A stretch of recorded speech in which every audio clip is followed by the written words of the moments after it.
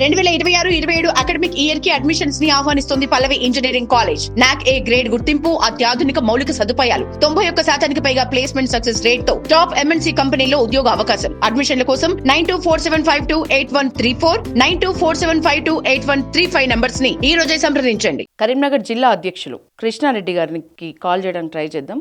ఏమంటారో, అసలు ప్రస్తుత పరిస్థితి ఎట్లా ఉంది అక్కడ అడిగే ప్రయత్నం చేద్దాం. హలో కృష్ణారెడ్డి గారు, పల్లవి టీవీ నుంచి కాల్ చేస్తున్నా అండి. మీరు లైవ్ లో ఉన్నారు. హలో పల్లవి టీవీ నుంచి కాల్ చేస్తున్నా అండి. సార్, ఇప్పుడు ఎట్లా ఉంది ప్రస్తుతం పరిస్థితి, ఎట్లా ఉంది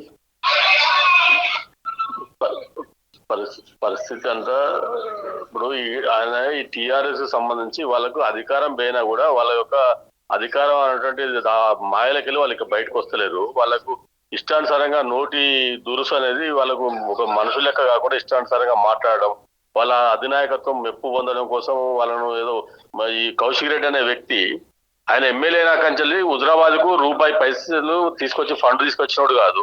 అంటే ఒక సాధారణ ఎమ్మెల్యే కృష్ణారెడ్డి గారు, ఒక సాధారణ ఎమ్మెల్యే ఈ స్థాయి అంటే తంబాకులో డ్రగ్స్ పెట్టుకొని తిన్నందుకే జుట్టు ఊడిపోయిందని ఒక మంత్రి స్థాయి వ్యక్తిని మాట్లాడడము అంటే ఎవరున్నారు?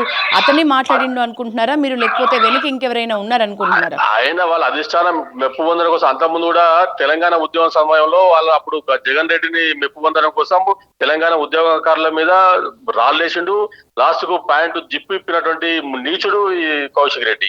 ఇవాళ ఏం చేస్తుండే, ఇప్పుడు వాళ్ళ కేటీఆర్ ను కేసీఆర్ ను మచ్చిగా చేసుకోవడం కోసం ఇవాళ ఆయన ఏదో ఛాంపియన్ అని అనుకున్నా, పిచ్చోడు అనుకో వాళ్ళు పిచ్చోడని బయట రోడ్డు మీద వదిలేసారు.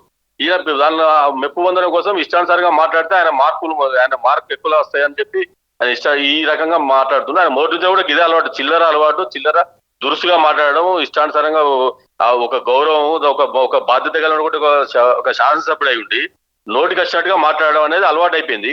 దానికి ప్రజలు కూడా బుద్ధి చెప్తారు.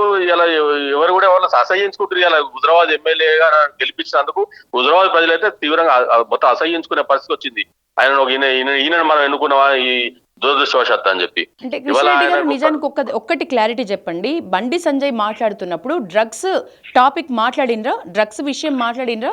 డ్రగ్స్ విషయం ఎక్కడ మాట్లాడలేదు. ఆయన మాట్లాడినా ఆయన వాస్తవం కూడా ఆయన డ్రగ్స్ తీసుకున్నాడనే వాస్తవం. ఆయన అక్కడ ట్రీట్మెంట్ తీసుకొచ్చాడు, విదేశాల్లో పోయి ట్రీట్మెంట్ తీసుకొచ్చుకున్న తర్వాత మాట్లాడాడు.